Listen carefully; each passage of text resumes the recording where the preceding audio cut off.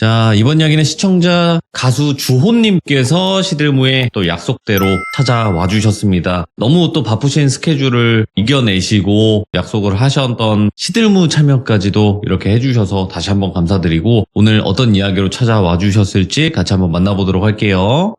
여보세요? 안녕하십니까. 주호님. 안녕하세요. 아이고, 오늘 약속 지켜주셨네요. 최대한 준비를 열심히 하긴 했는데 이 부담감이 굉장히 크긴 하네요. 근데 저번에 대놓고 온 손님으로 직접 여기 찾아오셔서 같이 영상을 촬영을 하고 생방송을 했지만 그래도 잘 모르시는 분들도 계실 수도 있으니까 소개 한 번만 부탁드릴게요. 안녕하세요, 여러분. 내가 아니라도라는 노래로 그래도 여러분들께서 많이 좀 알아주시고 있는 가수 주호라고 합니다. 반갑습니다. 아유, 반갑습니다. 어쨌든 뭐 발라드 좋아하시는 분들이면 모를 수가 없는 분이죠. 과찬이십니다. 아무튼 오늘도 이렇게 찾아봐 주셔서 감사드리고 오늘 해주실 이야기가 있으셔서 오신 걸 텐데 제가 예고를 안 하고 그냥 한번 바로 가보는 게 어떨까 생각합니다. 좋습니다. 네, 가보시죠. 알겠습니다. 한번 외쳐보도록 하겠습니다. 렛츠가! 키릿입니다. 주호예요.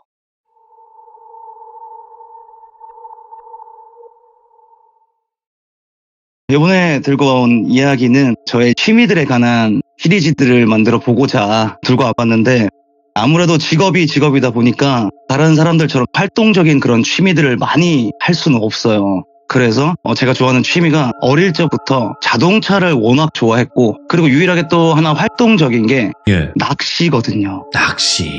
네, 그래서 낚시를 하게 된 발단부터 말씀을 드려야 다음에 또 이야기들이 진행될 텐데 한참 아이돌 한다고 그때 제가 대놓고 온 손님 나가서 한번 말씀을 드렸었는데 대략 한 15년 전? 14년 전쯤에 한참 활동 준비를 들어왔을 때 제가 정말 좋아하는 음식이 회거든요.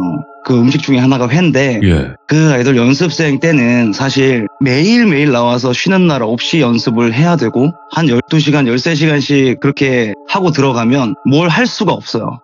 그러다가 바로 방송이 잡히거나 활동이 잡히면 어쩔 수 없이 뭐 제가 할 수 있는 취미라던가 이런 게 다 끊겨버리는 그런 시기가 오는데 그런 시기에서 조금 벗어나서 사장님이 조금 풀어주는 시기들이 있습니다. 한 활동을 끝내고 나면 너네 다음 곡 수급도 해야 되고 안무도 짜야 되니 그동안은 좀 쉬어라. 그동안 고생했다. 그렇게 돼서 그런 쉴 틈이 생겼을 때 하필이면 딱 제 주머니에 아시잖아요. 그 매우 많은 그 연습생분들은 정말 힘든 시기를 겪는 분들이 태반이거든요. 맞죠. 그래서 딱 그날 제 주머니는 한 5만 원가량밖에 없었고 회가 너무 먹고 싶은데 하필이면 또 너무 오랜만에 이런 쉴 틈이 생겼는데 회는 먹고 싶고 또 소주도 한 잔 먹고 싶고 내가 이걸 어떻게 해야 될까. 근데 회를 하나 시키고 소주를 하나 하기에는 회 양도 너무 적고 지금이야 뭐 저런 어플들이 많이 있으니까 서로 경쟁이 붙어가지고 배달시키기도 좀 편했고 금액도 서로 대비하다 보니까 싸지기도 했지만 그때는 저희가 직접 뭐 팜플렛 찾거나 아니면 동네에 가가지고 횟집을 들러서 포장을 하거나 이런 시대였어요. 회가 비쌌죠. 그리고 일단 비쌌습니다. 그래서 내가 이걸 가지고 회는 많이 먹고 싶은데 이거 어떻게 할 수 있는 방법이 없을까? 저는 약간 어릴 때부터 도전 정신이 좀 강했어요. 차라리 이게 어떻게 보면 약간 그 도박성 같은 그런 느낌인데 참고로 저는 도박은 안 합니다. 그런 이 도전 정신에서 그러면 저 낚시를 한번 배워볼까? 라는 찰나에 친한 친구가 전화가 와요. 야, 할 거 없냐? 드라이브나 갈래? 야, 그럼 너 낚시 해봤어? 아니, 나도 안 해봤는데? 야, 차라리 낚시를 하러 가자. 이게 우리 둘 다 돈이 없으니 그냥 최소한의 기름값만 해서 낚시를 가서 그냥 거기서 할 수 있는 것들이 있대. 내가 너 올 동안 커뮤니티나 이런 거 한번 살펴볼 테니까 얼른 와. 그러고는 저는 여러 가지 낚시 커뮤니티와 게시물, 블로그 이런 것들을 엄청 찾아봤어요. 그러고 나름대로 공부를 좀 나름 해박하게 한 상태에서 친구랑 처음으로 간 데가 대부도라는 곳을 갔습니다.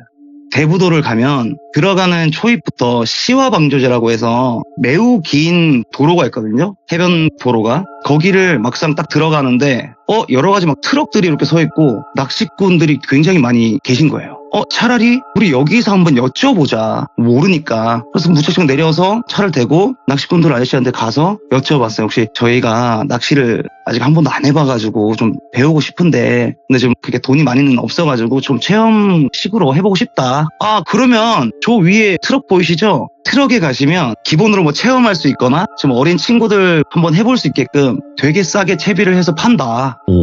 다행이다. 감사합니다 하고는 저희는 올라가서 그 트럭 아저씨한테 또 가서 부탁을 드렸어요. 저희가 사실 돈이 많이 지금 없는데 채비를 좀 해서 낚시를 한번 해보고 싶다. 아, 잘 왔다. 그러면 여기에 뭐 중고도 있고 뭐 새 것도 있는데 그럼 아예 처음이니까 그냥 손맛을 먼저 보고 나중에 자기한테 맞는 그런 채비를 한번 갖춰라. 그래서 거기서 딱 저희 수중에 맞는 한 10,000원에서 15,000원 언저리에 있는 그 채비가 다 된 게 있었어요. 체험판. 그래서 그거를 받고 지렁이를 하나 받고 그리고 다시 그 낚시꾼들 아저씨한테 찾아가서 혹시 이거 뭐 수심이나 이런 것들 좀 여쭤봐야 되니 그리고 다행히 거기 계시던 분들이 성격이 너무 좋으셔서 아 저기서 수심 얼마 주시고 지렁이 이렇게 끼고 던져보세요. 그리고는 저희가 그 자리 가서 한 3-4시간을 꾸준히 하는데 아 너무 다행히도 그날 정말 사이즈는 너무너무 작지만 애기 우럭이라고 하거든요. 애럭이라고 하는데 애럭을 2마리를 잡았어요. 그리고 그거를 근처에 가면 횟집이라던가 아니면은 한 1kg에 5,000원 정도 받고 회를 떠주는 집들이 아직도 있거든요.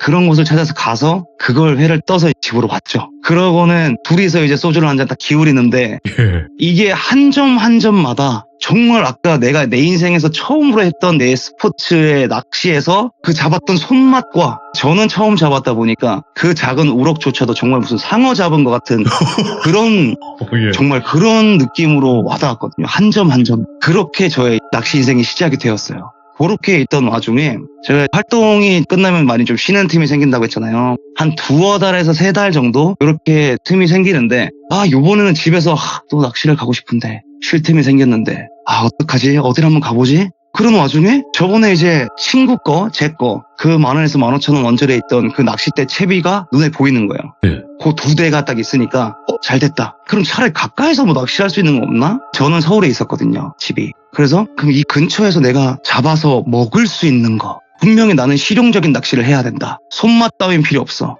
무조건 실용적인 거 뭐가 있지? 하고 찾던 중에 이 음식도 제가 제 인생에서 정말 좋아하는 음식인데 민물장어를 잡는 낚시가 있더라고요. 그래서 한강에서 장어를 잡을 수가 있는데 그때부터 또 그 동호회를 가입해서 엄청난 정보들을 계속 서치를 하고 뭐 어디를 가서 낚시방을 가야 되는지부터 시작해서 공부를 한 뒤에 한강으로 떠났습니다. 한강으로 한참 다니면서 이게 보통 한 자리 두 자리 이렇게 자리를 봐야 되는데 한강 같은 경우는 그 강과 바다가 만나는 위수 지역에 가까울수록 장어들이 많이 나와요.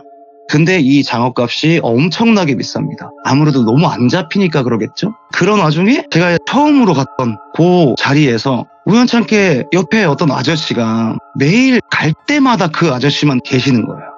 하필 그 자리에서 저 아저씨한테 좀 차라리 뭘 여쭤볼까. 제가 3번 4번을 가도 한 마리도 못 잡고 맨날 시간만 때우고 오니 근데 나름 그것도 괜찮았거든요. 왜냐면 저는 당시에 그때 작곡이란 걸 공부하기 시작을 했고 한참 뭐 가사도 쓰고 뭐 좀 감성적인 이런 느낌을 저기 아파트 건너편 아파트 보면서 저 중에서 내가 살 집도 있을까 뭐 이런 생각도 해보면서 되게 좀 감성적인 시간들을 많이 가지고 세월도 많이 났고 그냥 그렇게 흘러갔어요. 그러다가 이 장어 낚시는 저도 뒤에 알게 된 거지만 굉장히 많은 방법과 미끼들이 필요합니다.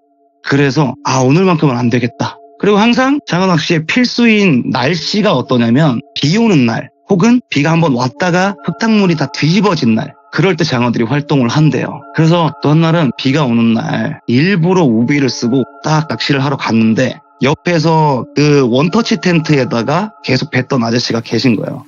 지금부터 이 아저씨를 똘비 아저씨라고 할게요. 똘비 아저씨한테 슬쩍 다가가서 안녕하세요 선생님 혹시 저 이렇게 좀 낚시를 배워보고 싶은데 전 그래도 몇 번 여기서 계속 와서 뵈긴 뵀었다. 근데 도저히 제가 너무 초보라 아는 것도 없고 수심이나 이런 거 좀 알려주실 수 있냐. 이런 대화부터 시작해서 똘비 아저씨랑 조금 친해지게 된 거예요. 그러고는 몇 번 갈 때마다 사실 아저씨도 잘 잡으시지 못하시길래 둘이서 대화하는 시간들이 많았거든요. 그렇게 자연스럽게 친해졌고 어느 날 비가 미친 듯이 오는 날 너무 촉이 와서 이건 가야 돼 하고 딱 갔더니 또 평상시처럼 그렇게 원터치 텐트에서 이렇게 앉아 계신데 비가 너무 오니까 텐트 안으로 앉아 계시더라고요. 네. 딱 가서 인사를 드리고 아저씨 안녕하세요. 저 오늘도 왔어요. 좀 잡으셨어요? 이런 얘기를 하는데 아저씨가 혼자서 이 소주를 한 잔 딱 드시고 계신 거예요. 친구 왔어? 그럼 뭐 소주 한 잔 할래?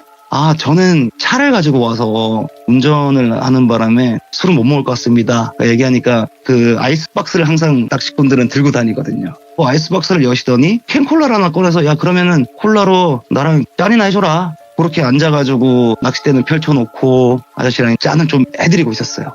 그러면서 사실 제가 어릴 때 지방에서 서울로 음악을 하고자 올라왔다 보니까 여기서 저랑 나이 차이가 좀 꽤나 나는 그런 어른들이 주변에 많이 없었거든요. 오. 대다수는 뭐 기획사 사장님이라던가 거기 위에 계신 분들이 아닌 이상은 사실 제가 그런 분들을 알게 될 계기도 잘 없고, 그래서 이 아저씨는 되게 좋은 말도 많이 해주시고 또 알려주실 때도 굉장히 나긋나긋하게 잘 알려주시고, 조금 자연스레 제가 속내를 많이 털어놓게 됐어요. 그러면서 제가 사실 요런 직업을 하고 있고, 그래서 이게 사실 미래도 잘 안 보이고 제가 뭐 어떻게 해야 될지 잘 모르겠다 막 이런 얘기 하는데, 딱 돌비 아저씨가 나도 요즘에 사실은 뭐 회사를 조그만한 거 하나 운영을 하는데 요새 이게 좀 사업도 잘 안 되고 힘들다, 유독 이상하네 요새, 그런 얘기 하다가, 야 너는 비 오거나 아니면 비 온 다음 날이나 이렇게 오면은 여기 한강에 사람도 없고 이런데 이 늦은 시간에 혼자 여기 와서 낚시하고 이러면 안 무섭냐? 아예 사람 없으면 좀 무섭긴 한데 그래서 일부러 뭐 사람 있는 쪽으로 찾아가곤 해요. 근데 항상 올 때마다 저는 거의 아저씨 계시니까 저는 괜찮습니다. 그래? 그래서 너도 약간 좀 기운이 싸다, 뭐 이상해, 오. 뭐 무서운 거 보거나 이런 건 아니지? 그래서 저도 안 그래도 조금 잘 통한다라는 생각은 했는데, 그런 뾰족한 질문이 들어오니까 뭔가 나랑 좀 결이 맞는 분인가? 그래서 저는 뭐 그렇게 막 눈에 보이거나 이런 건 아닌데 사실 어릴 적부터 저도 조금 그런 뭐 영적인 기운을 싸하게는 느낀다.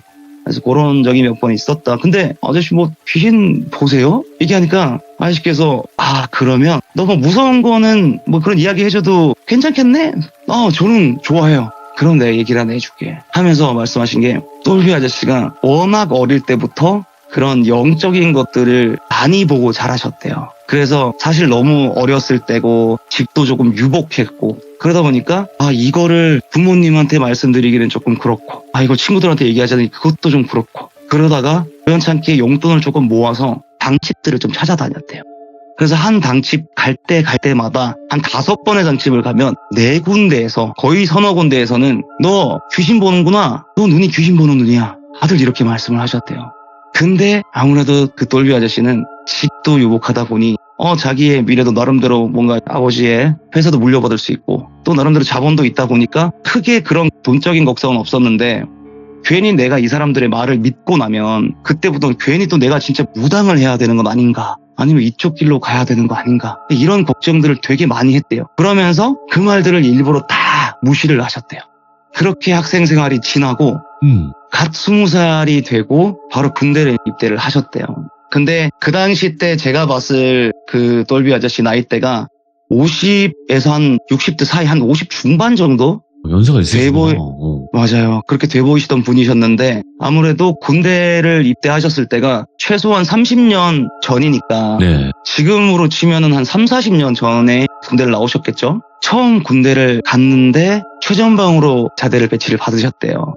근데 그때 당시는 아무래도 군대가 좀 후타나 아니면 좀 그런 안 좋은 부조리들이 워낙 많던 시대였다 보니까, 또 최전방 같은 경우에는 더더욱 이 6.25 이후에 조금 이 군대에서의 경계적인 네. 군인들의 면모들이 많았기 때문에 좀 더 예민했을 그런 시기였다고 하더라고요.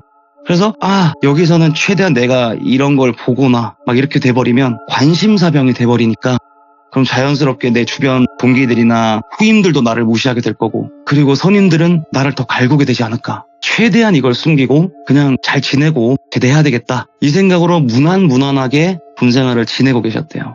그러던 어느 날, 군대는 보통 들어가서 가장 힘든 것 중 하나가 근무 때문에 힘든 게 되게 많거든요. 그러니까 시간 상관없이 새벽 2시건 5시건 오후 3시건 랜덤으로 걸리는 그 근무 시간들이 있기 때문에 정말 힘든 군생활 중에 하나인데, 한날은 자기가 정말 조금 무서워하던 선임이랑 둘이서 새벽 근무를 들어갔대요.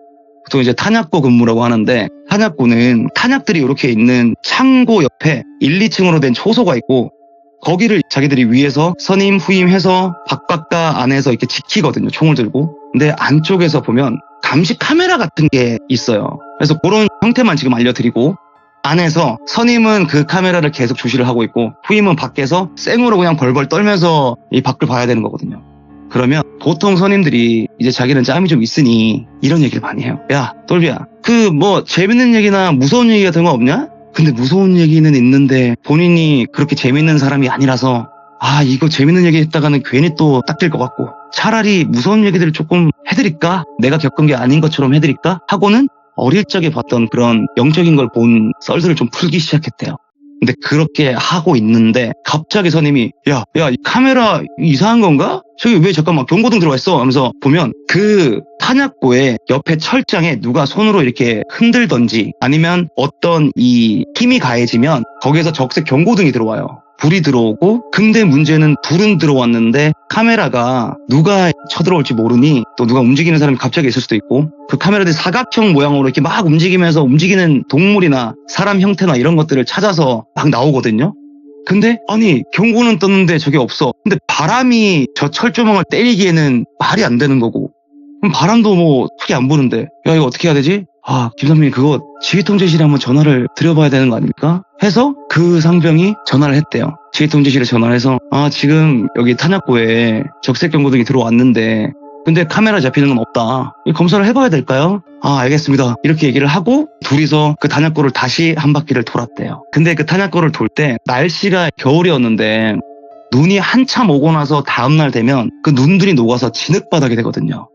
그 진흙바닥을 절벅절벅 걸으면서 가는데 아까 그 경고등이 울렸던 철조망 위치를 딱 갔는데 그 가기 직전에 그 똘비 아저씨의 눈에는 보였대요.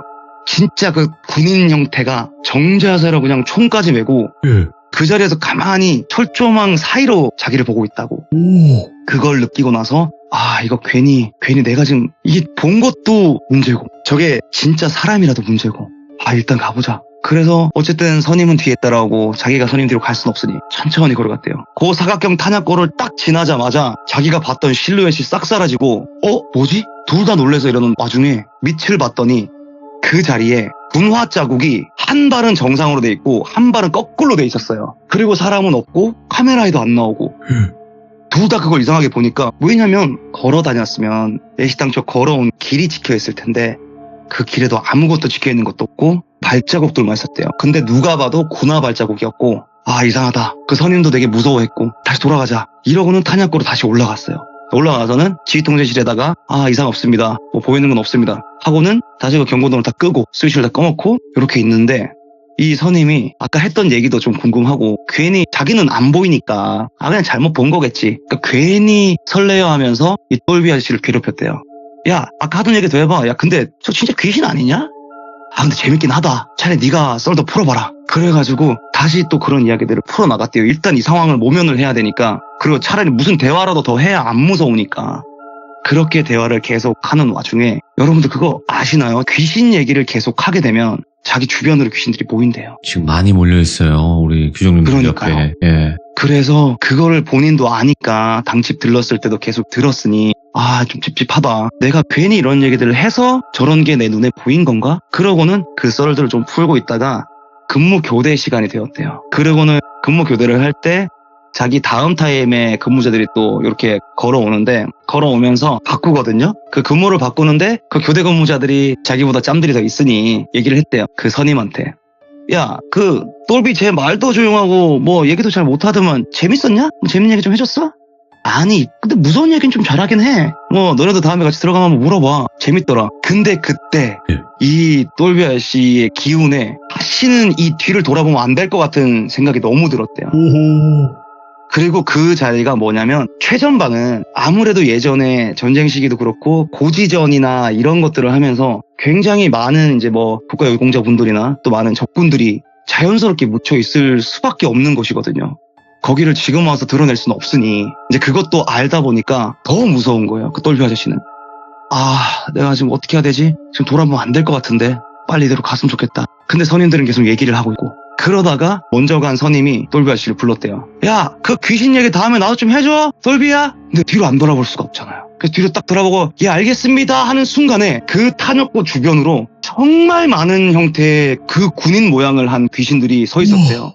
근데 그런 얘기 하잖아요. 귀신과 눈 마주치면 안 된다. 근데 그 많은 영들을 피해갈 순 없으니 동시에 보자마자 너무 기가 빨려서 기절을 해버리셨고 그 얘기를 들어가서 자연스럽게 풀 수밖에 없었대요. 자기는 도저히 들어갈 용기가 없어서. 그러고는 제대할 때까지 자연스럽게 탄약고 근무는 빠지게 됐고 근데 다행히도 뭐 이 얘기를 군의관들이 잘 감싸줘서 그냥 조용히 뭐 그런 캠프나 요런 나름의 군 간부들만 아는 관심사병으로 잘 끝나긴 하셨는데, 그렇게 그 사건이 한번 있을 때 내가 진짜 이걸 보는 게 맞는 건가 보다라고 거의 반 확신을 그제서야 하셨대요. 이제 요런 얘기들을 좀 들으면서 저한테도 이제 계속 뭐 얘기를 이래저래 해주시는 거예요. 귀신 얘기들을. 요 얘기들을 하시다가 저도 이제 뭐 영적인 거 느끼긴 하는데 정말 그런 일은 너무 무섭네요. 이렇게 맞장구를 좀 쳐드리고, 예. 저도 어릴 때부터 그런 게 있으면은 싸한 걸 느낀다고 했잖아요. 근데 또 이런 얘기를 들어서 그런지 너무 뭐 비가 와서 그런 것도 있고, 너무 분위기도 춥고 싸하고 서늘해지고, 이건 빨리 가야 되겠다. 예. 그래서 핑계 아닌 핑계들을 대고 그날은 철수를 했어요. 그리고 며칠 있다가 갑작스럽게 또 이제 다음 활동 준비가 들어가는 바람에 한 4-5달 준비를 하고 활동을 했나? 그렇게 하고 오랜만에 또 쉴 틈이 생겨서 낚시 땡긴다. 그때 못 먹은 민물장어 진짜 너무 먹고 싶다. 이거는 내 돈으로는 절대 사 먹지는 못하는 상황이니 어떻게든 가서 한번 잡아보긴 잡아봐야 되는데, 그런 생각하다가 오랜만에 또 한강을 나갔어요. 예. 근데 이제 똘비 아저씨가 여전히 계셨고, 또 오랜만에 인사를 드리고 저 요런 활동한다고 한동안 못 왔다. 근데 오랜만에 뵀는데 이게 몇 달 전에 본 똘비 아저씨의 행색이 아닌 거예요. 얼굴도 너무 수척해 계시고 혈색도 안 좋고, 그래서 어디 아프신가? 요런 생각만 하다가 괜히 또 말을 길게 하면 안 될 것 같아서 조용히 제자리로 와서 낚시를 하고, 또 며칠 뒤에 들렀는데 그날은 희한하게 똘비 아저씨가 없어요. 누가 봐도 비 오고 난 다음날 이 장어들이 많이 나올 그런 시기인데 무슨 일이 있으신가? 그렇게 며칠 나오면서 똘비 아저씨는 계속 나오시지 않으셨고, 저도 자연스럽게 또 다음 활동들이 들어가면서 이 활동이 연결돼서 계속 들어가면 쉴 틈이 거의 없을 때들이 있거든요. 그렇겠죠. 예. 그러고 한 2년 정도 제가 공백이 있었어요. 그리고 오랜만에 또 쉴 틈을 주셔서 이번은 한 2년 만에 낚시를 간 거예요. 갔는데 예전에 많이 봤던 그 원터치 텐트가 보이는 거예요. 똘비 아저씨인가? 이러고 너무 반가운 마음에 갔죠. 똘비 아저씨가 계신 거예요. 근데 이 바로 직전에 봤던 그런 수척한 모습이 아니라 살도 많이 찌시고, 너무 좀 겉모습도 좀 반지르르 하시고, 이거는 아저씨가 좀 잘 되셨나 보다. 이거는 좀 얘기를 많이 나눠봐야 되겠다. 그러고 가서 되게 밝게 이야기를 하면서, 아저씨 제가 또 한 2년간 그래도 좀 오랜만에 오긴 했는데, 근데 제가 예전에 2년 전에 왔을 때는 아저씨 한번 뵙고 그때 인사드리고, 그러고는 아저씨 한참 안 나오시던데요. 그래서 그때 내가 좀 일이 있긴 했어. 그래서 이걸 조금 얘기를 해줘야 되나 말아야 되나 싶은데, 안 그래도 그때 너한테 또 그런 영적인 얘기도 했었고, 내가 사실은 네가 좀 더 생각이 났다. 그래서 오늘 잘 만났다. 좋은 얘기도 해주고, 또 내가 못 나왔던 얘기도 해줄게. 그러고서는 똘비 아저씨가 굉장히 본인이 지금 오늘 나온 낚시도 진짜 오랜만에 하셨대요. 근데 이유가 그 2년 전에 자기가 저를 만나고 난 바로 직후에 사업도 너무 힘들어지고 또 하는 일도 다 안 되고, 그래서 그때 당시가 그렇게 수척 계셨을 때였거든요.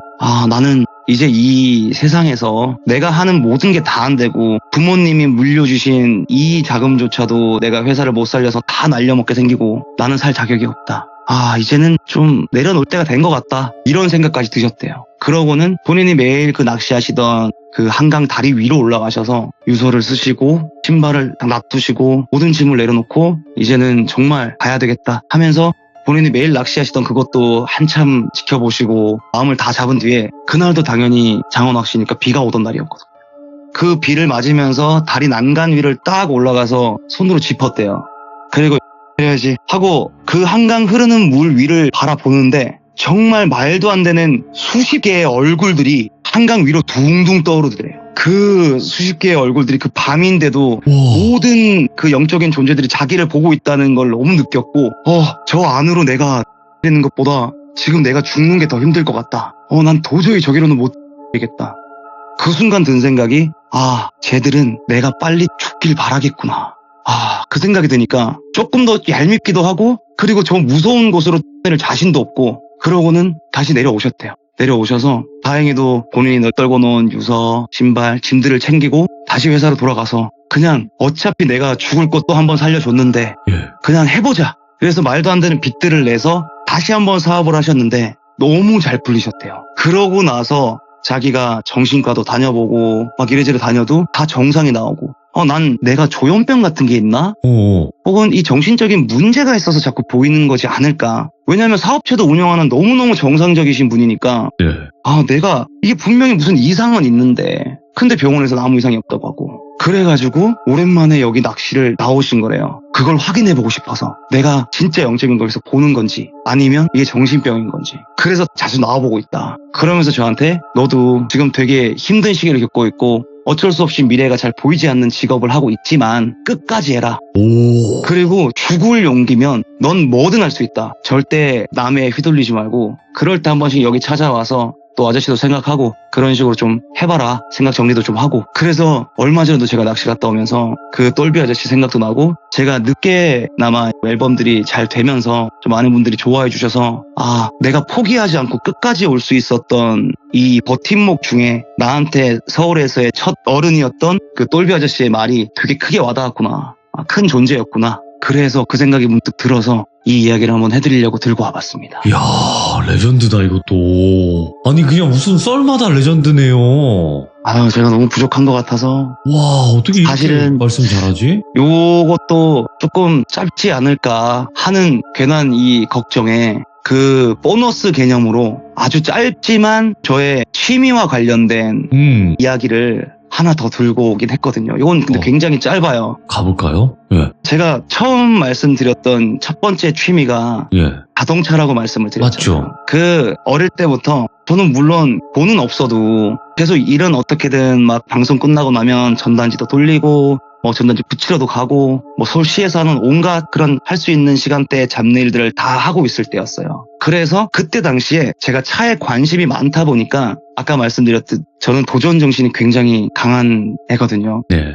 그래서 내가 그래도 정말 차라는 걸 갖고 싶고 그래서 내 수중에 이렇게 저렇게 모아놓은 돈들이 한 100만 원, 200만 원 있으니 요걸로 내가 차를 살 수 있는 방법이 없을까 하다가 알게 된 게 그 예전에는 부활차라고 했는데 부활차가 뭐냐면 택시를 하시던 분들이 택시가 어느 정도 키로수가 되고 노후화가 되면 일정 키로수나 아니면 일정 연식이나 되면은 그 차를 바꾸시기 위해서 택시를 말소를 시켜요. 그러면 그 말소된 차를 정상차처럼 다시 작업을 하고 그거를 말소된 걸 제가 아주 싸게 들고 올 수 있는 그런 개념의 어떤 그 중고차인데 그 당시에 제가 그 차를 샀을 때 한 80만 원 언저리 준 것 같아요. 그래서 곧 저의 차를 들고 와서 막 이렇게 저렇게 동호회 활동을 하면서 막 쏘다니던 그런 시기였거든요. 그리고 LPG다 보니까 기름값도 딱히 그런 걱정도 없었고 그렇게 다니던 와중에 제가 아무래도 동호회 활동을 하다 보니까 자연스레 그런 튜닝이나 그런 샵들에서 일하는 형들을 많이 알게 됐어요. 그러니까 제가 음악하는 거에도 좀 많이 호감을 가져주시고 얘 가수야. 내 동생이야. 친한 동생이 가수도 해. 요런 게 있다 보니까 자연스럽게 저한테 조금 더 이렇게 치근하게 도와주시기도 하고 알려주시기도 하고 그러고는 부품이 있으면 저한테 일부러 던져주시기도 하고 네. 그래서 좀 많이 친해진 형이 한 분 계셨거든요. 그래서 형이랑 한 날은 지금은 없어진 그런 문화인데 인천 쪽에 북항이라는 데가 있어요. 네. 북항에서 항상 차선이 넓어가지고 주말 저녁이 되면 온 동네 튜닝카들이 그걸로 다 모이거든요. 차도 없고 길도 넓고 하니까. 맞아요. 저 같은 경우는 이렇게 자본이 없다 보니까 튜닝은 못하고 정말 그런 걸 하고는 싶은데 그러니까 그런 차들을 굉장히 동경을 했고 그래서 형 저희 북한 가서 한번 구경해보러 가면 안 돼요? 튜닝된 차들 좀 많이 보고 싶은데 그래? 가보자. 그리고 그때 형이랑 둘이서 북한을 가서 수많은 튜닝카들도 구경하고 막 동호회 사람들 만나서 인사도 드리고 아무래도 서울에서 아는 사람들이 그렇게 많지 않다 보니까 조금 더 이런 동호회 활동들을 이용해서 친분들을 많이 쌓아놓는 게 저한테 중요했거든요. 그래서 일부러 더 친한 척도 하고 막 이렇게 하고 나서는 다 끝나고 나면 끝난 시간도 없어요. 그냥 자연스레 튜닝숍들이 하나 둘 빠져나가고 월미도로 가는 사람 월미도 가고 을왕리 가는 사람 을왕리 가고 집 가는 사람 집 가고 하는데 서울 쪽으로 들어오는 길은 당시에는 큰 길이 자유로로 가는 길과 그 뒤에 산을 넘어서 가는 그 길 두 군데밖에 없었거든요. 그때 저희는 괜히 아까 제가 말한 도전 정신 때문에 형 우리 저기를 안 가봤으니까 그냥 저 산으로 한번 해서 가볼까? 나 저번에 절로 한번 와보니까 불도 없고 사람도 아예 없고 동네도 조용하니 그냥 마을이 없으니까 완전 생 산이라 그냥 재밌을 것 같아. 가보자 해서 그 형이랑 저랑 형이 앞에 가고 제가 뒤에 가고 네. 같이 그 산을 돌고 있었어요. 그 산 초입쯤에 들어가서 예전에는 차들에 무전기가 달 수 있었는데 무전기? 그 차량용 무전기가 있어요. CB라고 하는 차량용 무전기가 있는데 저희가 이 CB를 이용해서 같이 둘이 다니면서 이 통신을 하고, 그리고 그때는 아무래도 요금제가 무제한 이런 것들이 잘 활용화가 안 됐을 시절이라 일부러 뭐 통화로 하는 게 아니라, 그러니까 왜냐면 블루투스 이런 것도 좋지 않았을 때거든요. 통화가 안 돼요. 그래가지고 그냥 무전기로 이렇게 통화를 하고 막 소통을 하면서 같이 가고 있는데, 아까 말씀드렸듯 그 산이 요 꼬부랑길인데 등이 하나도 없어요. 가로등이. 등은 하나도 없고 산 초입한 지 한 1, 2분 지났나? 그래도 자동차다 보니까 어느 정도 꽤나 올라왔겠죠. 저는 그 형 차 뒤에 따라가면서 무전으로 계속 얘기를 서로 웃으면서 하다가, 근데 갑자기 형이 속도를 확 줄이는 거예요. 야 잠깐만 주호야, 여기 이상하다? 형 왜? 저 앞에 사람 같은데? 형 무섭게 그런 소리 하지 말라고. 여기 사람이 어떻게 있냐고. 형 뭐 귀신 봐? 이런 식으로 장난치다가 천천히 가는데, 이게 좌측으로 꺾이면 저한테도 그 우측에 있는 사람의 실루엣이 보일 거잖아요. 제 라이트를 통해서 멀리 보이는데 분명 사람이에요. 아니 이렇게 불빛도 하나 없는데 저기 사람이 왜 있지?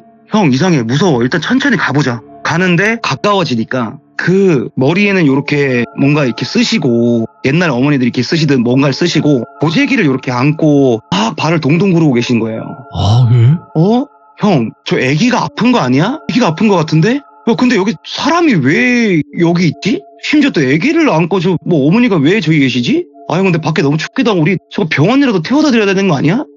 야, 아니 근데 잠깐만, 여기 이 동네 자체에 마을이 없는데 사람 있을 리가 없잖아. 일단 천천히 가보자. 문 잠궈. 그러고는 천천히 가고 있었어요. 근데 갑자기 앞에 있던 형이 야 밟아, 일단 밟아봐. 그리고 형이 먼저 밟고 저는 그래도 확인하고자 문은 잠겨 있으니 천천히 그렇게 그 아주머니의 형태를 가지신 분을 쓱 지나오는데, 지나자마자 얼마 안 돼서 제가 브레이크를 살짝 밟으면 뒤쪽으로 브레이크 등 때문에, 아주 어두운 산이다 보니까 브레이크 등 때문에 빨간색으로 이렇게 쫙 보여요. 보이는데 그 시야 사이로, 제 백미러 사이로 그 안고 있던 보자기를 옆으로 팍 팽개치는 거예요. 왼손으로 안고 있던 보자기는 팽개치고, 근데 오른손에 은색깔 뭐가 삥 하고 빛이 흘렀고, 그 입모양으로는 제 차를 딱 보면서 아이씨 하는 욕설하는 게 눈에 딱 띄고, 그러고서 너무 무서워서 자세히 딱 봤더니 그 보자기 안에 있던 게 칼이었어요. 그러니까 정확히 자세히는 못 봤지만, 그러고는 저도 너무 무서워서 형 밟자 이러고 거길 막 밟아서 뛰쳐나왔었거든요.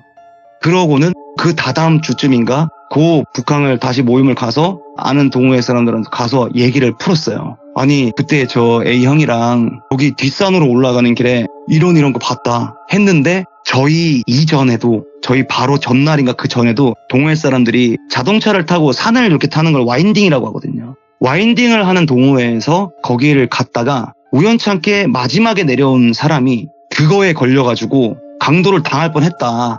다행히 뭐 어떻게 저렇게 해가지고 그 사람 뭐 피해는 안 봤는데, 그리고 무서워서 뭐 신고도 제대로 못하고 그걸 막 자료를 모을 그 시기에 네가 경험을 한 것 같다. 야 이걸 빨리 신고를 하자. 이렇게 해서 저희는 신고를 넣었었고 경찰분들이랑 뭐 이렇게 얘기도 했었고, 근데 다행히 문제는 뭐 그다음부터 생기진 않았지만, 그 산을 가봐야 경찰차가 계속 번쩍번쩍 하면서 올라갈 건데 그들의 입장에서는 보이잖아요, 산속에 숨어 있으면. 그리고 그 시기 때가 그런 강도들이 좀 몇 번 나왔던 시기였어요. 와, 무섭다. 뉴스에도 나오고. 그래서 저희는 너무 무서웠고, 예. 저희가 만약에 그때 그렇게 섰더라면 뭐 어떻게 됐을지도 모르니까, 요즘 같은 시대에도 그 아무래도 뭐 물건 하나 짚고 막 이렇게 누구 걸 찾아주는데도 괜히 좀 무서운 시대가 되다 보니까, 맞죠. 그게 문득 생각이 들어서, 충분히 이거는 있을 수 네. 있고도 남는 이야기예요, 진짜. 그래서 현실 공포 이야기를 또 하나 들고 와, 나왔습니다. 오늘 단단히 준비를 하셨군요. 아우 감사합니다. 재밌으셨다면 정말 다행입니다. 단단히 준비하셨어요. 왜냐면 마지막 이야기는 제가 조금 공감을 더 할 수밖에 없는 게, 제가 그 어릴 때 편의점 알바할 때요, 스키용 장갑 있죠, 큰 거. 네. 그 안에 과도 숨겨서 들어온 사람 있었어요. 우와. 저는 그 그 손잡이를 보고 어떻게 해야 될지 진짜 오만 가지 생각을 다 했는데 그냥 가지고 가더라고. 아직도 기억나요. 그 노란 스키 장갑 큰 거. 그 트라우마가 엄청 오래 가거든요. 진짜 무서워요. 이제 별 생각이 다 들어요. 막상 저도 저 마주하면. 사건이 네. 있고부터는 차에 타면 기본적으로 문을 먼저 잠궈요. 혹시나 오늘 누가 뒤에 탈까봐. 조호님이 아주 무섭게 만들어 주셨기 때문에 너무너무 감사하면서도, 이제는 뭐 어디 가려고 활동해야 돼서 바빠서 못 와요 할 수가 없어요. 왜냐면 너무 많은 사람들이 이제 찾을 거예요. 죄송해요. 제가 더 열심히 또 예. 얘기들을 제 뇌 속에서 꺼내와서 또 금방 또 자주 찾아뵙겠습니다. 알겠습니다. 너무 오늘 시간 내주셔서 감사드립니다. 고맙습니다. 감사합니다. 네. 네.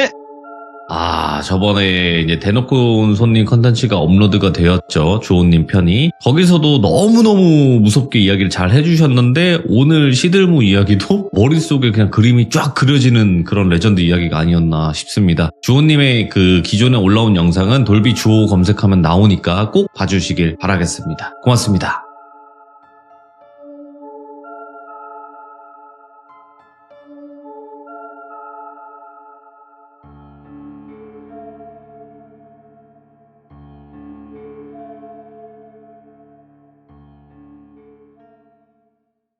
이게 아재 그러면은 너무 많은 사람들이 돌아보니까 앞에 지칭을 하기 위해서 살고 있는 지역을 붙입니다. 그래서 지금 주인공인 아재는 신광이라는 저희 선산이 있는 지역이 있거든요.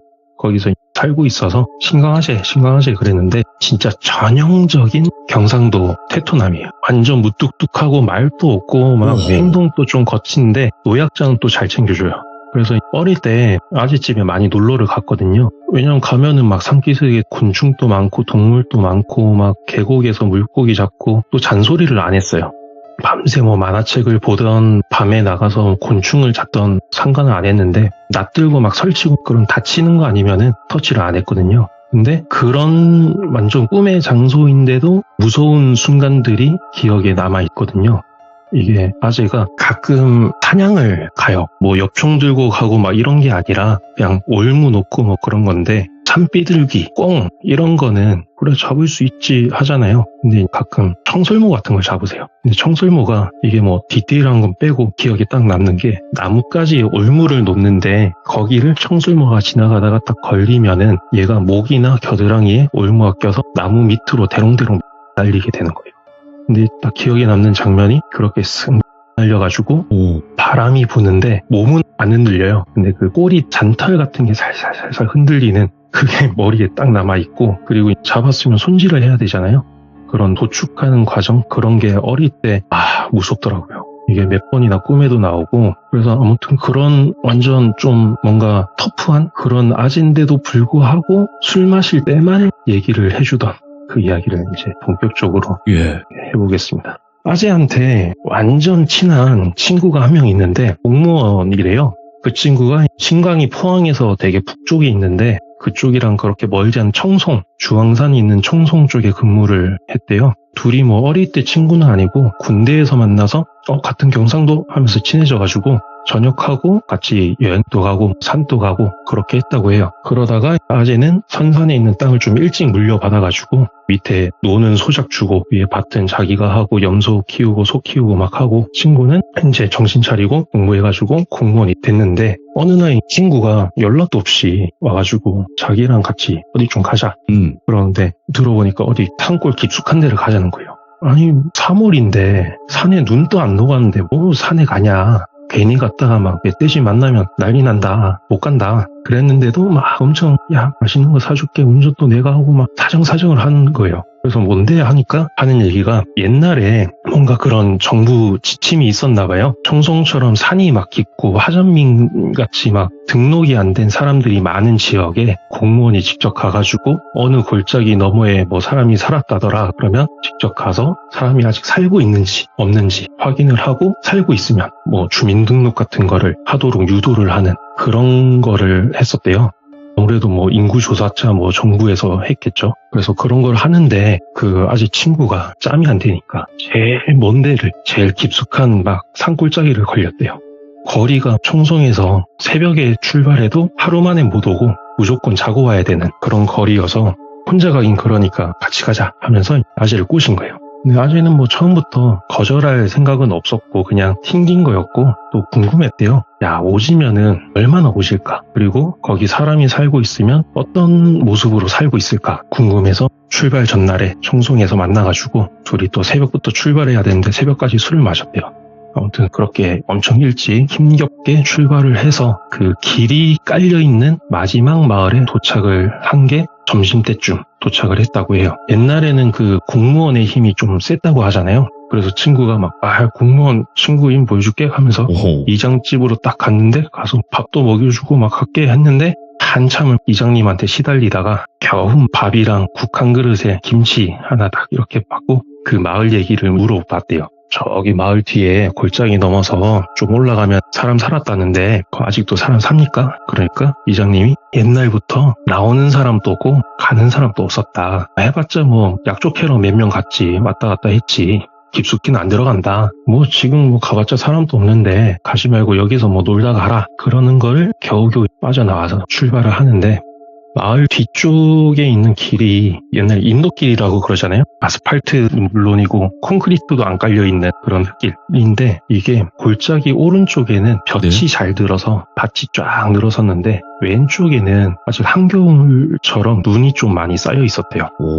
그리고 길은 볕이 있는 오른쪽 편에 있어서 진창길이라서 조심조심 운전을 해가지고 고개 위로 탁 올라가니까 완전 첩첩산중인 거예요. 길도 상태도 안 좋고 거의 있는 둥 마는 둥 하는 길이라서 그래서 둘이서 그냥 별다른 말 없이 한숨만 푹 쉬고 짐을 챙겼대요. 배낭 메고 출발을 하는데 사실 출발할 때는 기분이 좋았대요. 이게 왜냐면 3월 중이니까 날씨는 좀 쌀쌀한데 한 2-3시 정도니까 햇볕은 따뜻하잖아요. 바람은 시원하게 느껴지고 그래서 뭐 좋은데 하면서 출발을 했는데 야, 이 고개 넘으면 보이겠지. 없어요. 또 저 고개 넘으면 있겠지. 없어요. 계속 그렇게 몇 시간을 걷다가 높은 고개 하나 딱 올라가니까 해 떨어지기 전에 저기 밑에 마을이 보이더래요. 집이 한 5채 정도 있었대요. 근데 위에서도 보이는 게 희한한 게 낮은 담벼락 같은 게 있고 거기에 대문은 또 멀쩡히 닫혀 있대요. 누가 걸어 잠근 것처럼. 아다리가 딱 맞춰서 대문은 닫혀 있는데 그 안쪽에 단칸방 방문은 처음부터 방문을 안 단 것처럼 없고 그러니까 방 안이 보이죠. 훤히 보이는데 아무것도 없대요. 짐이. 그냥 이사를 가더라도 하다못해 밑에 달력을 놓고 가든 뭐 이부자리를 놓고 가든 뭐 물건을 흘리고 가잖아요. 버리든지. 근데 그런 게 없이 그냥 새 집처럼 아무것도 없대요. 근데 이런 게 방문 안쪽으로랑 그 위에는 슬라이트 지붕이었는데 그 지붕 삭은 거 사이로 이렇게 쓱 보이는 거예요. 근데 사실 아재는 이때 야 누가 봐도 사람 없는데 가자 하는데 공무원이잖아요. 사진을 찍어야 된대요. 실제 내려가서 그 집을 이렇게 한 바퀴 돌면서 사람 살았는 흔적이 있는지 뭐 숨은 건지 진짜 없는 건지 확인을 하고 사진을 찍어 가야 된대요. 한참을 걸어서 내려가서 보니까 이게 느낌이 너무 다른 게 딱 내려가서 보니까 위에서 본 것처럼 담 넘어서 보이는 집안이 아무것도 없고 살림잡기 하나도 없고 햇볕 아래에 있는데 밝은 냉동창고에 있는 것처럼 햇빛에도 뭔가 서늘한 느낌이 확 들더래요. 분명히 언덕 위에서는 뭔가 포근한 그런 양지에 있는 집 같았는데 느낌이 너무 달라서 야, 좀 오싹한데? 그러면서 친구가 사진 찍고 작업하는 걸 기다리고 있었대요. 그러면서 옆을 쓱 보니까 골짜기에 집이 있다 그랬잖아요. 오른쪽 빗아래 왼쪽을 보니까 저기 언덕 살짝 위에 뭔가 사당처럼 기와집 한 칸이 딱 있더래요. 그리고 웃긴 게 기와집으로 올라가는 길에 골짜기 제일 밑에 자그만한 또랑이 하나 있고 그 옆에 당수나무같이 큰 나무가 하나가 딱 있더래요. 이게 보통은 당수나무가 마을 어귀에 있잖아요. 마을 입구나 뭐 그런 데 있는데 큰 길가에 있는데 아재는 딱 얘기를 했던 게 아니 버드나무면은 그래 또랑이 있는 거 이해 간다. 버드나무도 아닌데 왜 여기에 있을까라는 생각을 좀 했었대요 그때. 그러면서 신기한데 뭔가 좀 이상한데 다른 일반적인 마을이랑은 좀 다른 것 같다라는 생각을 하는데 친구도 와가지고 그 왼쪽에 있는 사당 같은 기와집을 본 거예요. 저것까지만 확인하고 들어가서 쉬자. 쉬고 내일 아침 일찍 내려가자. 해서 그래 얼른 집에 들어가서 쉬자 하고 살살 올라갑니다. 올라가니까 그제서야 보이는 게 아니 아까 반대쪽 집들은 담벼락에 있는 대문은 닫혀 있고 방문이 없었잖아요. 여긴 반대인 거예요. 여기는 대문이 누가 떼간 것처럼 없어요. 아니 훤히 보이고 오히려 단칸방 방문 창호지 있는 그 방문이 빵꾸 하나 안 뚫리고 멀쩡히 닫혀 있는 거예요. 왜 이렇게 다르지? 하면서 친구가 한 바퀴 돌고 사진 찍고 이렇게 하는데 이제 해가 싹 졌어요. 이게 기와집에서 쭉 그늘이 이어졌잖아요. 깨울까지. 이게 그늘이 스물스물 차올라가지고 양지에 있던 그 집들이 한 칸 한 칸 그늘로 잠기는 것처럼 스물스물 그늘이 끝까지 산머리까지 탁 찼대요. 그러면서 그쪽 집들에서 바람이 싹 불어오기 시작했답니다. 이러면서 친구랑 뭔가 쫓기듯이 도망치듯이 대문 안으로 딱 들어가가지고 방문을 열고 일단 들어갔대요. 뭔가 좀 이상한데 그러면서 들어가서 보니까 이게 해가 넘어가도 빛이 있잖아요. 햇빛이 방명이라 그러죠. 그걸로 보니까 뚜렷하진 않은데 어렴풋이 형체가 보이는 게 딱 문 열자마자 건너편에 벽에 해진 두루마기 같은 게 뭔가 좀 낡은 느낌의 두루마기 같은 게 걸려 있었고 다른 벽에는 병풍이 하나 있고 그 밑에 밥상이 있었대요. 작은 소반에 뭐 밥그릇 같은 게 좀 있었고 그 다음에 그 옆에 촛대가 있었고 그리고 바닥은 사람이 오래 안 살았는지 종이 이게 장판이 거의 막 바스락거리면서 다 일어나서 그냥 흙바닥 수준이었고 네. 천장은 검해서 그런지 뭐 별로 보이지도 않았고 그래서 일단 들어와서 방문을 딱 닫으니까 뭔가 좀 안락한 느낌이 그제서야 들더래요. 그러면서 뭔가 흐릿한 향내랑 끓인 냄새, 비린내 이런 게 났다고 하는데 이런 거는 뭐 옛날 집이면 다 나서 그렇게 특이한 건 아니었다고 했는데 이제 뭔가 쫓기듯이 들어왔잖아요. 들어와서 짐을 제대로 풀고 앉고 이게 아니라 그냥 짐 없는 벽에 둘이 그냥 기대가지고 말없이 가만히 앉아 있었대요. 이게 그러다가 보름달이 뜬 보름이라서 달빛이 밝으니까 그냥 밤에 내려갈까 얘기도 했는데 뭔가 피곤하고 뭔가 그냥 나가는 것보다 방 안에 있는 게 좋은 것 같다 하고 그냥 있기로 했대요. 근데 이제 바람이 많이 부는지 멀리서부터 탁탁탁탁탁탁 하면서 그 왜 겨울에 산에 가시면은 나뭇가지들끼리 막 바람에 부딪히는 소리 있죠. 그런 게 계속 들리는 거예요.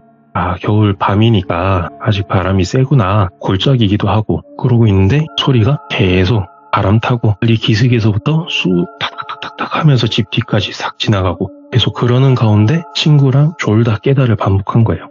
이게 웃긴 게 그 배낭에 버너랑 물이랑 라면이랑 뭐 술도 있고 침낭도 있었대요.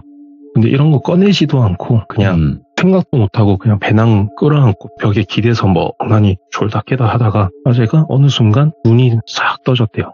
뭔가 이상한데? 하면서 이렇게 보니까 방 안으로 이제 달빛이 살짝 들어오니까 이상은 없어요. 변한 건 없고 옆에 친구는 있나 하고 보니까 잘 자고 있어요.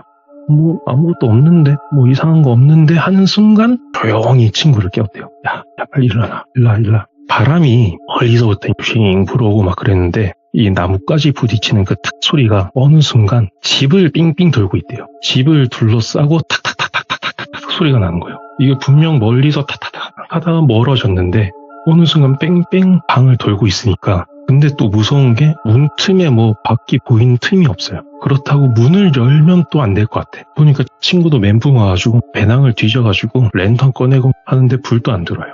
배터리 꺼내서 바깥 끼고 뺐다 끼웠다 하고 아재는 아재대로 배낭에서 성냥 꺼내가지고 신문지에 불 붙이려고 하는데 옛날 신문지가 불 붙이면 잘 붙거든요.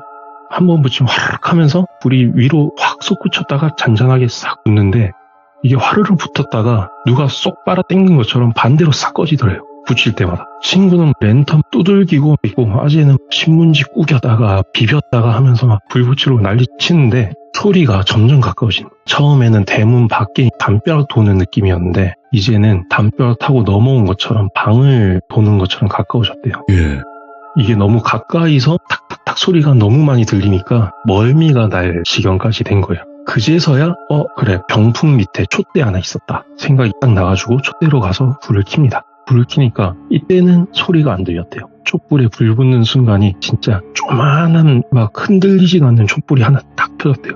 근데 이때 소리가 안 들린 이유가 방 안 풍경이 상상이랑 너무 달랐대요. 이게 아까는 흐리게 봤으니까 형체는 보였는데 뭔지 몰랐잖아요. 불이 있으니까 거기에 보이는 게 아까 밥상인 줄 알았는데 이게 오칠돼 있는 제사상이었대요.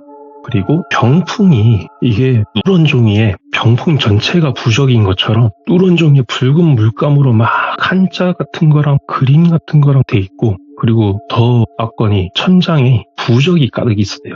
부적이 겹쳐지듯이 이렇게 탁탁탁 붙여놨는데 여기저기 그을린 것처럼 꼬뭇꼬뭇하게 돼 있고 그거를 말없이 이렇게 멍하니 보고 있는데 이런 데 있었는데 막 이러면서 보고 있는데 탁탁탁 이 두드리는 소리가 방문까지 온 거예요. 그리고 점점 퍼져서 벽이었는데 이제는 천장이랑 바닥까지 두들기는 소리가 나는 거예요.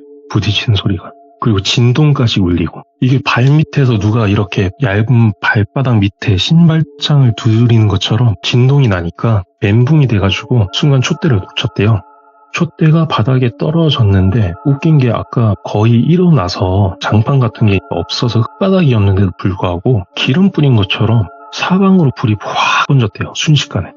병풍은 녹은 것처럼 순식간에 그냥 싹 사라지고, 웃긴 거는 벽에 있던 도포자라 이것만 슬로우 건 것처럼 느긋하게 천천히 타올라서 싹 사라지고, 그리고 방문에 불이 붙어가지고 밖이 보여야 되는데 보름이니까 불도 있겠다, 대문이나 뭐 담벼락이 보여야 되는데 검은 화면처럼 아무것도 안 보이더래, 방문 밖이. 근데 앞에 뭔가 있는 것 같다. 근데 고민할 틈도 없이 방에 불이 붙었으니까 니들 있으면 타 죽는데 어쩔 수 없이 친구랑 배낭을 딱 안고 물에 다이빙 하듯이 그렇게 문으로 몸을 던졌는데 마당으로 딱 떨어졌대요. 떨어져서 보니까 집 전체를 둘러싸서 불길이 이렇게 막 오르고 있는데, 그거를 회오리처럼 바람이 감싸고 있으니까 불이 불기둥처럼 이렇게 위로만 올라가고 있었어요.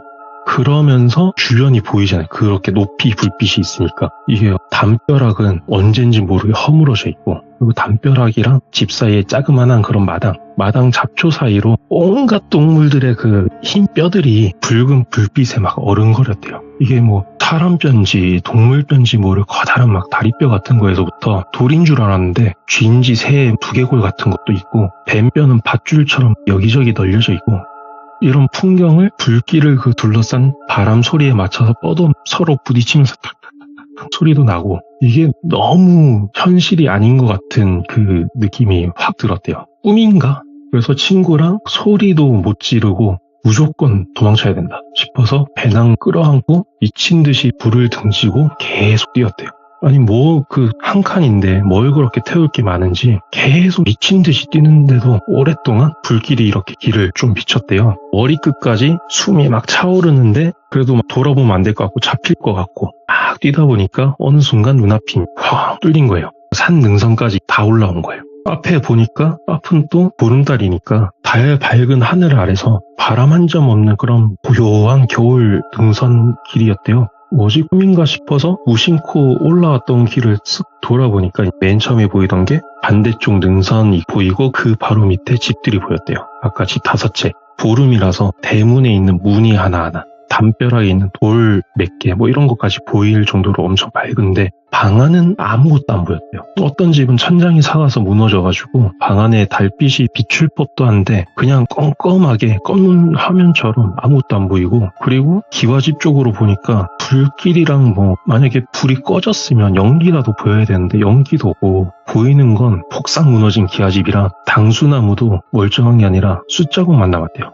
그러면서 기와집 무너진 자리를 계속 보는데 불길은 진짜 하나도 안 보이고, 오히려 그 무너진 자재 틈 사이로 아까 방문 안이 안 보인 것처럼 검은색 그냥 어둠이 꽉 차 있었대요.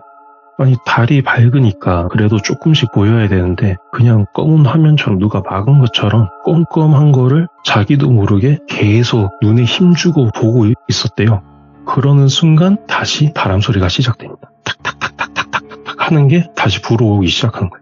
그리고 그때 아재가 느낀 게 순간 뭐랑 눈이 마주친 것 같아요. 보이진 않는데 분명 나도 봤고 뭔가도 날 봤다 싶어서 바로 옆에서 지도 찾는다고 뒤지고 배낭 찾고 있는 친구 바로 목덜미 잡고 다시 무작정 능선을 달리기 시작했대요. 처음에 친구는 야 미쳤나 그러는데 나중에 친구도 소리 들었는지 나중에는 아재보다 더 빨리 앞서서 뛰고 뛰다가 그냥 죽는 게 낫겠다 싶을 때 저 멀리서 흐릿한 불빛이 돌산 밑에 딱 있더래요. 그래서 가보니까 석탑도 없는 남자였는데 어느 순간 향냄새가 좀 나더래요. 가까이 가니까. 그래서 도착해가지고 친구랑 숨 고르고 있으니까 지긋하신 스님 한 분이 나오셨대요. 그래서 헐떡이고 있던 그 아재랑 친구를 바라보고 있다가 스님이 물을 한 바가지를 딱 떠주더래요. 엄청 시원하잖아요. 차갑고. 그걸 딱 들이키니까 정신 딱 차려가지고 감사합니다 얘기를 해야 되는데 이게 감사합니다보다 뭔가 죽다 살아나서 그런지 불평과 하소연이 나오려고 하는 거예요. 그냥 토해내고 싶은데 감정을 정신 차리고 겨우겨우 감사하다. 우리는 어디 사는 아무개인데 이러이러한 사정이 있어서 혹시 하룻밤만 자다 가도 되냐 이렇게 여쭤봤는데 뭔가 스님이 입을 싹 가리시더래요.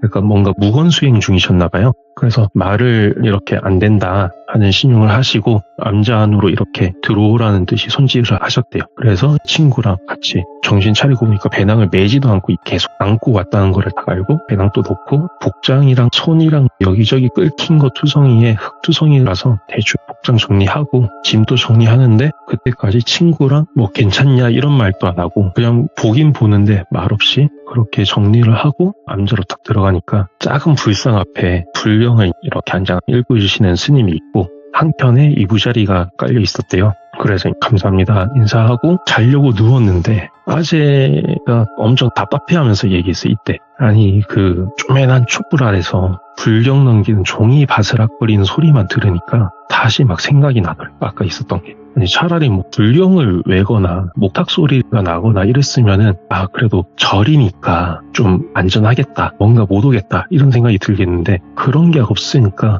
점점 숨도 가빠지고 가만히 못 있겠는 거야. 그러고 있는데 옆에 친구도 마찬가지였나 본지 친구도 일어나가지고 스님한테 잠이 정말 안 온다. 혹시 자기가 읽을 만한 뭐 불경 같은 게 있겠냐 라고 해가지고 자기도 그때 딱 일어나서 같이 자기도 그렇다 잠 안 온다. 혹시 자기도 같이 뭐 읽을 만한 게 있냐 여쭤보니까 한참을 말없이 보시다가 스님이 불경이 아니라 찻상을 가져오셨대요. 찻상? 오. 바람 소리도 안 났대요. 여기는 진짜 조용한 암자에서 한동안 차 따르는 쪼르륵 하는 소리만. 그래서 망설이다가 몇 번 마시려고 입가까지 갔다가 내려놓고 하다가 친구가 어느 순간 쏟아내듯이 얘기를 했대요. 처음부터 뭐 어느 마을 갔는데 거기서 어땠는데 아재도 중간중간에 거들었고 이게 그 순간은 뭔가 경험했던 머릿속에 있던 일들을 지금 밖으로 빼내지 않으면 안 되는 것 같은 그런 느낌이 들었대요. 빨리 이걸 다 뱉어내야 된다. 그런 것처럼 강박적으로 둘 다 막 얘기를 했는데 어느 순간 보니까 스님은 이걸 뭐 스님 듣고 계신 건지 뭔지 모를 눈빛으로 이렇게 본인 찻잔만 내려보고 계셨대요. 그런 모습을 보고 친구랑 아재가 정신 차려가지고 이야기를 정리하고 그래서 어수선하게 차담이 끝났대요. 그래서 뭐 좀 토해내니까 그나마 좀 나아서 이제 좀 잠자겠지 했는데 해 뜨고 나서야 겨우 잠들었대요.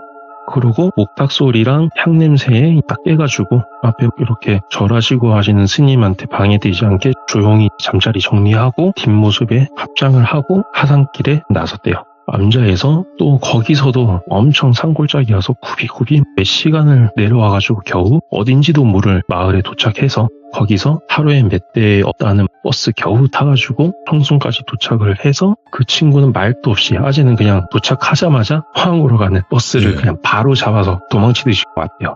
잘 가라 이런 안부 인사 그런 거 없이 그냥 서로. 그러고 나중에야 친구가 다음날에 가서 찾아왔다고 들었는데 아무튼 아재는 집으로 왔는데 그 다음부터도 되게 오래 힘들었대요. 해만 딱 떨어지면은 바람만 불면 나뭇가지 타닥 소리는 어디든지 들리는 거니까 그 소리만 나면 그날 밤이 계속 생각이 났던 거예요. 근데 그게 친구도 비슷했는지 몇 달 동안 서로 연락을 아무도 안 해요.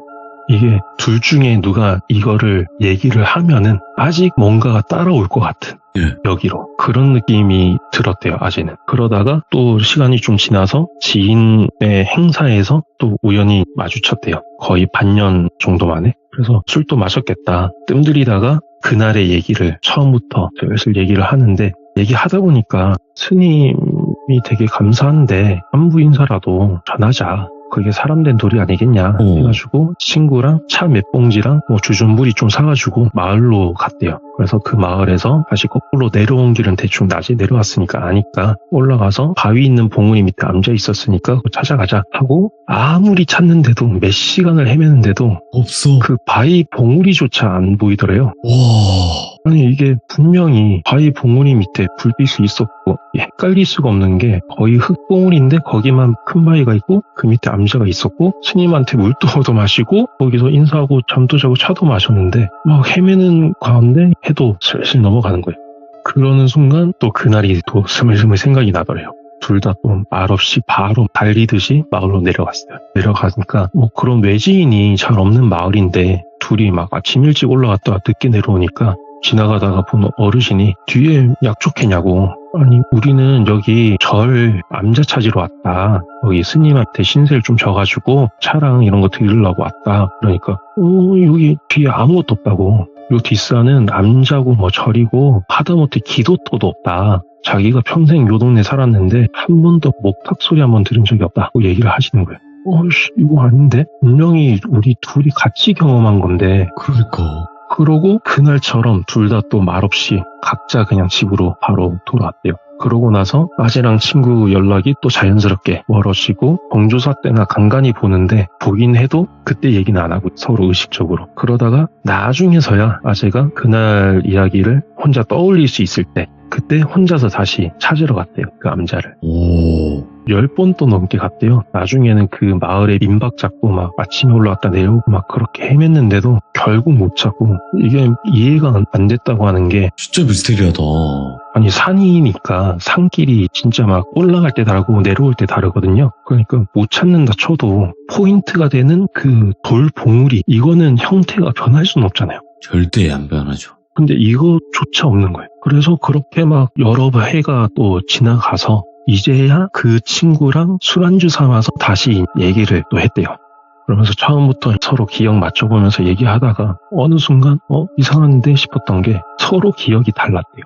아재는 분명히 암자에 도착해서 스님이 냉수 한 바가지 주셨고 무건수행 하신 것처럼 말 한마디 안 하셨고 조용히 계셨고 친구랑 둘만 떠들고 열정적으로 얘기하고 자고 내려왔는데 예. 친구는 암자에 도착했을 때부터 마당에서 세 사람이 한참 얘기를 했대요. 스님이 막 어떻게 왔냐 그랬냐 차 마실 때는 그 얘기하는 거 똑같았는데 스님도 맞장구 쳐주고 그러다가 아침에는 배웅도 해주대요. 이게 기억이 일부만 다른 정도가 아니라 암자에 도착하는 순간부터 내려올 때까지 완전 서로 딴반 보낸 것처럼 완전 다른 거예요. 미쳤네. 예. 그러고 나서 서로 딱 하고 나서 흐지부지 술자리 끝나고 그리고 그 다음부터 아재는 암자를 찾으러 가지 않았다고 합니다.